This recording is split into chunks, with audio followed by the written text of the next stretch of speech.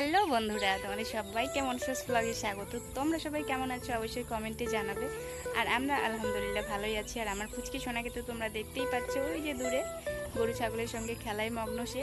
যাই হোক, আর তোমরা ভিডিওটি দেখতে থাকো, আশা করি ভালো লাগবে।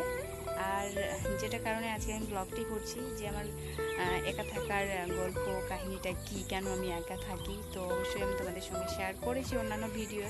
যারা দেখোনি তাদের জন্য আবার একটা নতুন ভিডিও করছি, এটা অবশ্যই দেখবে, তোমরা স্কিপ না করে পুরোটাই দেখবে, এটা অনুরোধ করছি তোমাদেরকে, ঠিক আছে? তো চলো আমি আমার গল্পটা শোনাই। তো প্রথম থেকেই তোমাদেরকে বলি, আমার লাভ ম্যারেজ বিয়ে ছিল, যেটা এখন মানে কম্পালসারি হয়ে গেছে, কমন ব্যাপার। তো আমার পছন্দের বিয়েটা ছিল। তো বিয়ে 2-3 মাস ভালোই চলে, তারপর শুরু হয় আমার সেই মানসিক অশান্তি।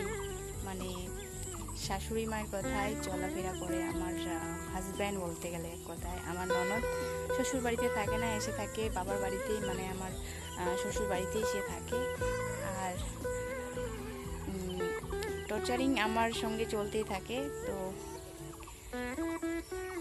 ননদ শাশুড়ির অত্যাচারিত আমি, মানে ওদের অত্যাচারিত শিকার আমি, আর কি বলবো তোমার। ননদ শাশুড়ি আর বর, মানে আমার বর আর কি, এতটাই অত্যাচার করতো আমার, মানে ওদের অত্যাচারের শিকার আমি আর কি, বলতে গেলে এক কথায়। মানে কি বলবো, বলে না যে নিজের স্বামী যদি সাথে থাকে তো রাজ্য জয় করা যায়, কিন্তু আমার স্বামী তো আমার সাথে ছিল না, ওই তো ম্যান একটা ভিলেন বলতে গেলে। যাই হোক, সে তার মা বোনের কথায়, মানে একটু একটু কোনো ভুলভাল তো সংসারে হবেই, বলো।